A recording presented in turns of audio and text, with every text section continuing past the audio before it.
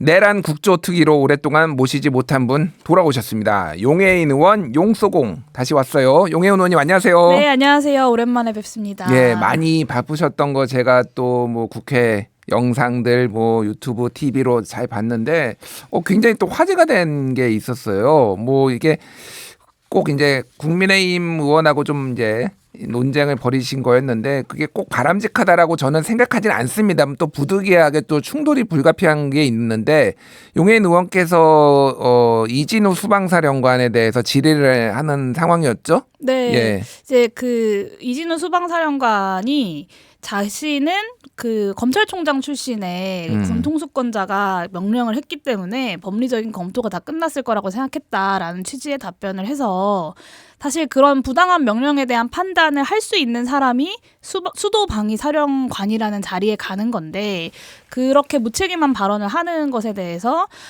수방사령관씩이나 돼서 그런 판단을 하지 못했는데 뭘 그렇게 당당하게 떳떳하게 그런 변명을 하느냐 이런 이야기를 했고 여기에 대해서 이제 강선영 의원이 국민의힘의 네. 비례의원이고 군인 출신이죠. 예. 여군 최초의 이성 장군이라고 제가 알고 있습니다. 그 강선영 의원이 이제 그 말을 가지고 항의를 하는 과정이 있었습니다. 제가 그날 오전에 그 한기호 국민의힘 간사가 상호간에 의원들이 질의할 때는 끼어들지 말자라는 이야기를 해서 그렇게 국민의힘 간사가 이야기를 했다. 좀 스스로를 돌아보셔라 강선영 의원 이렇게 이야기를 했더니 거기에 이제 급발진을 하셔가지고 야라고 소리를 좀 치셨죠. 예. 그래서 결국은 이제 한기호 간사가 사과를 했어요. 그 부분은. 네, 이제 한기호 간사가 대신 사과를 했는데요. 이제 본인이 잘못한 것에 대해서 본인이 직접 사과도 하지 못하고 대리 사과를 하는 모습도 저는 좀 황당하다고 생각했습니다. 뭐 예.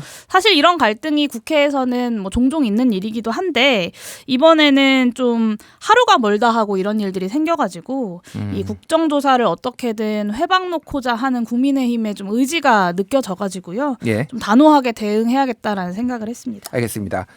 요건 이제 에피소드였고 좀 전반적으로 어떻게 진행됐고 이제 뭐 잘 아시는 국민들도 있지만 요즘 바쁘셔서 또 못 보신 분들이 있으니까 내란 특위 좀 어떻게 지금 진행됐는지 좀 설명해 주시죠. 네, 이제 지금까지 총 2차례의 기관 보고와 3차례의 청문회 그리고 2차례의 현장 조사가 있었습니다. 이제 오늘 본회의에서 연장을 의결했기 때문에 앞으로 청문회가 이제 몇 차례 더 이어질 예정인데요.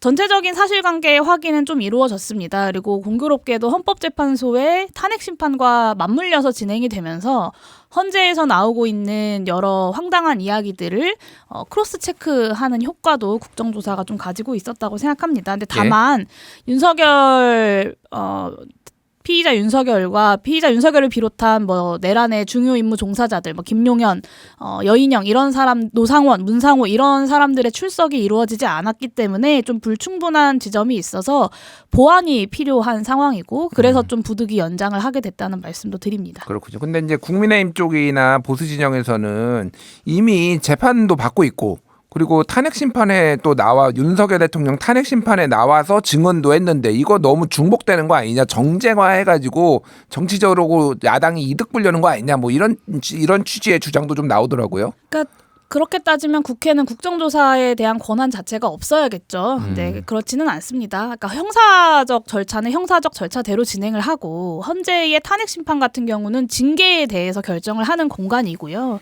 국정조사는 국회에서 특정한 사안에 대해서 전반적인 진실을 국민들 앞에 투명하게 이제 밝혀나가는 과정입니다.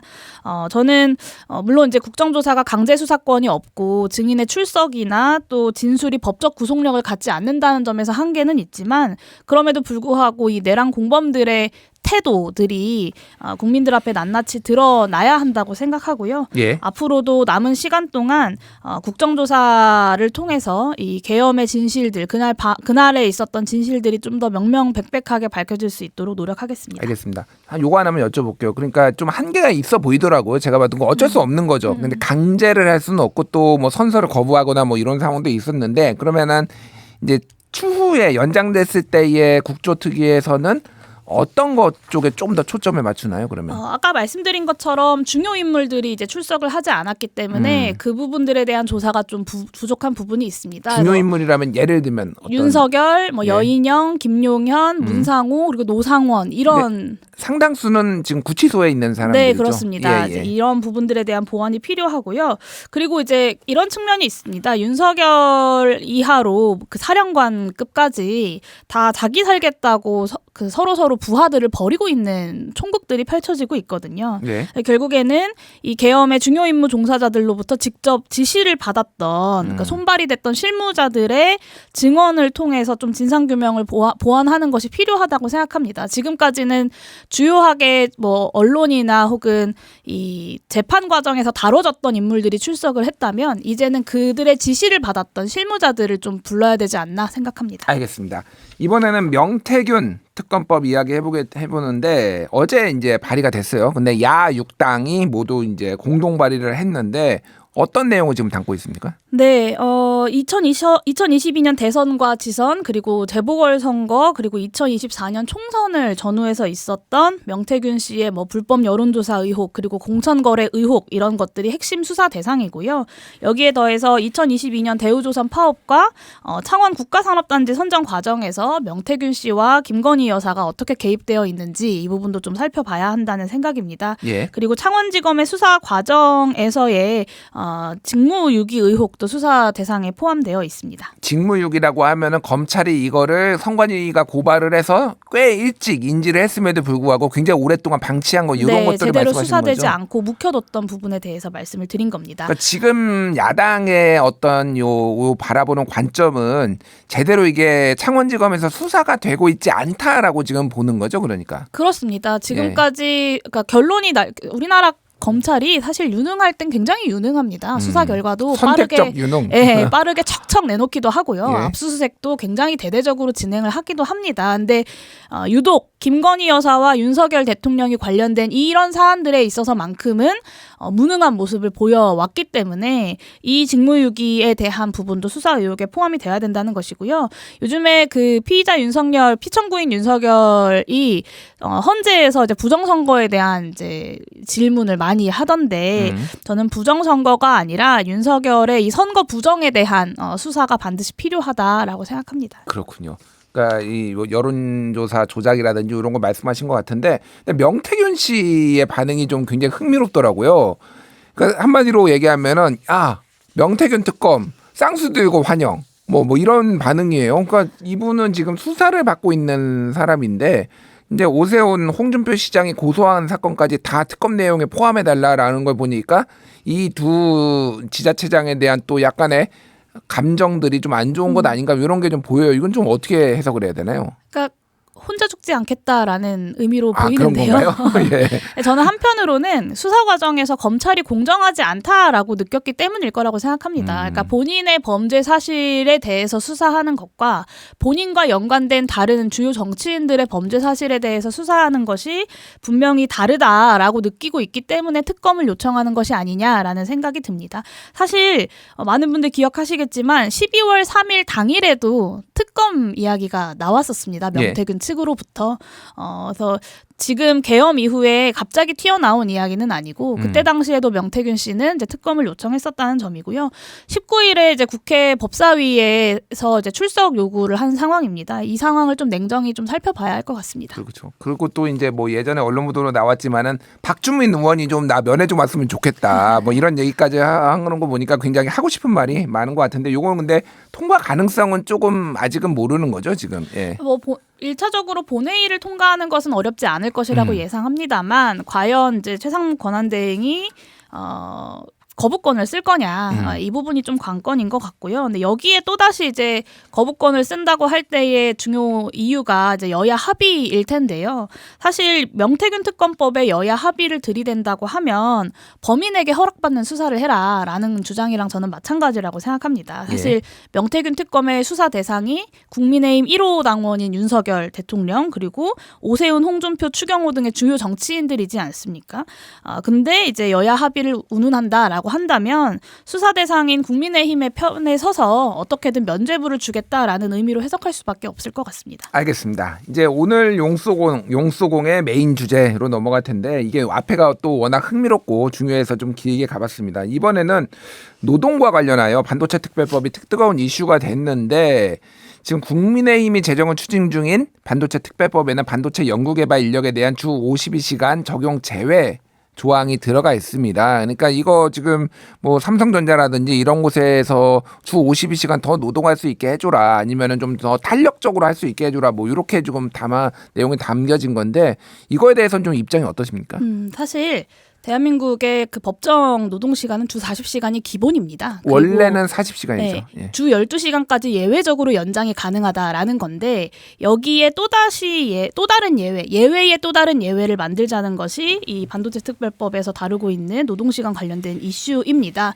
사실 이제 디지털 전환기에 뭐 기술 패권과 관련된 경쟁들이 글로벌하게 굉장히 치열해지면서 뭔가 이렇게 결단을 해야 된다라고 하는 위기의식은 저는 충분히 이해가 가는데, 근데 인공지능 자동화 경쟁 속에서 노동시간 연장을 통해서 산업 경쟁력을 확보한다라는 발상이 저는 제대로 된 방향 설정은 아니지 않은가라는 생각을 합니다. 그렇군요. 이게 그러니까 지금 노동계, 재계 그리고 정치권의 뜨거운 이슈가 됐는데 예를 들면은 하이닉스 노동조합에서는 이런 얘기를 해요. 그러니까 HBM, 고대형 메모리를 하이닉스도 개발했는데 주 52시간 우리 지키면서 다 했다. 근데 굳이 이거를 허물어야 되냐 뭐 이런 얘기를 하고, 삼성전자가 이렇게 고대형 메모리를 실패한 것은 지금 제때 못 만든 것이 52시간을 지켜가지고 지금 그것 때문에 된 거냐 막 이런 논쟁들이 좀 있더라고요. 그러니까 지금 민주당의 스탠스도 그렇고 전체적으로 좀 이재명 대표의 우클릭 이렇게 좀 가고 있는 것 같은데 어떻게 보십니까? 이거를 그러면은 부분적으로는만 예외를 하는 것들이 가능하다고 보시는지, 아니면 이거는 절대 이게 좀 안 된다라고 보시는지. 네, 일단 이 총 노동 시간을 늘리지 않고도 특정한 기간에 이제 집중해서 노동을 할 수 있게 노동 시간을 유연화하자라는 건데요. 이것도 노동자들의 건강을 위협하게 되어 있습니다. 예. 그러니까 실제로 뇌심혈관계 산업재해 인정 기준에 따르면 발병 전 12주 동안 일주 평균 업무 시간이 52시간을 초과하는 경우라고 이제 보고 있거든요. 그렇기 때문에 이 업무 시간이 길어질수록 질병 관련성이 증가한다라는 것이고, 결국에는 근로시간을 유연화해서 특정한 주에 연장한다는 것 자체가 근로자들의 어떤 건강, 산업재해 뭐 이런 문제에 악영향을 미친다라는 것은 이미 다 밝혀져 있는 현실입니다. 예. 그리고 이제 건강을 해치지 않는 선에서라는 단서를 이제 붙인다라는 건데, 사실은 11시간 연속 휴식제를 도입했던 그 결정 자체가 건강을 해치지 않는 선에서 11시간이라는 연속 휴식 시간을 이제 보장을 했던 것이고요.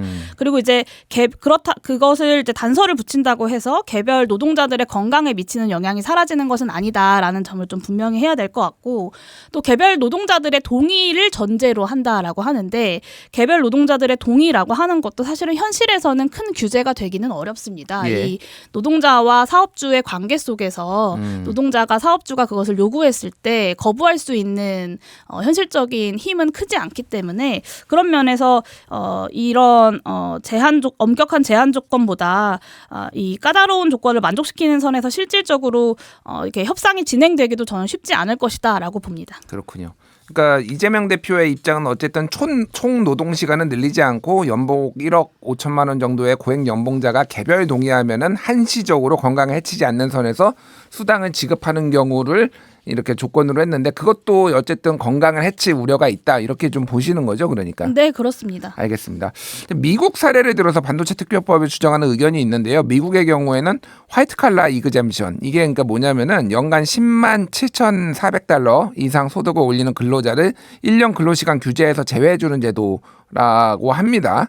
근데 이 제도와 유사하게 조금 우리도 도입을 해야 되는 거 아니냐. 그러니까 연간 10만 7천 달러면은 대략적으로 보면은 한 1억 5천 정도 되는 것 같아요. 그러니까. 그래서 이재명 대표도 약 1억 5천만 원 정도 얘기를 한 것 같은데 이거는 좀 어떻게 보십니까? 그러니까 기본적으로 그 화이트 칼라 이그젬션이라고 하는 제도는 근무 시간에 비례해서 업무의 성과나 어떤 질을 평가하기 힘든 고액 연봉의 전문직과 행정고위직을 대상으로 합니다. 그래서 이 제도는 어떤 노동시간 확대나 그 유연화의 취지보다는 업무 성격에 따라서 보상 체계를 달리하는 제도라고 봐야 하고요. 이런 제도의 도입 필요성에 대한 논의는 저는 이 반도체 특별법과는 좀 별도의 논의라고 생각합니다.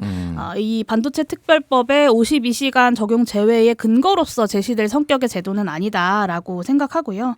네. 그렇군요. 알겠습니다.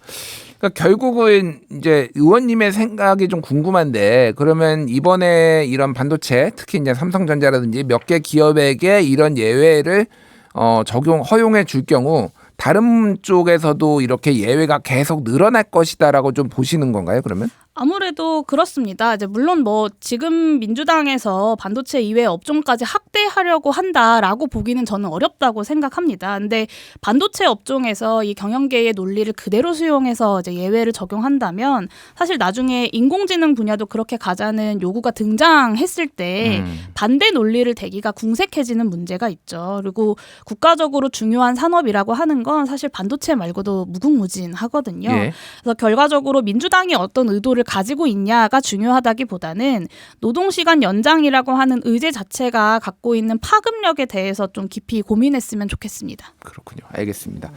결국은 이게 윤석열 정부의 노동시간 확대 아니면 노동시간 유연화하고 조금 관련이 있는 거 아니냐 뭐 이런 얘기들도 나와요. 그러니까 재계의 요구를 받아들여주는 것이 뭐 무슨 재계가 무슨 악이 아니니까 뭐 이제 서로 이제 이해관계가 좀 다를 뿐인데 근데 제가 이제 궁금한 거는 그런 겁니다. 지금 이재명 대표의 어떤 뭐 소위 말하는 우클릭, 그러니까 민주당 전체적으로 보면은 이제 재계 쪽에 좀 이렇게 요거를 받아들여지는 게 지금 요쯤에서 이게 조금 뭐라고 차별화?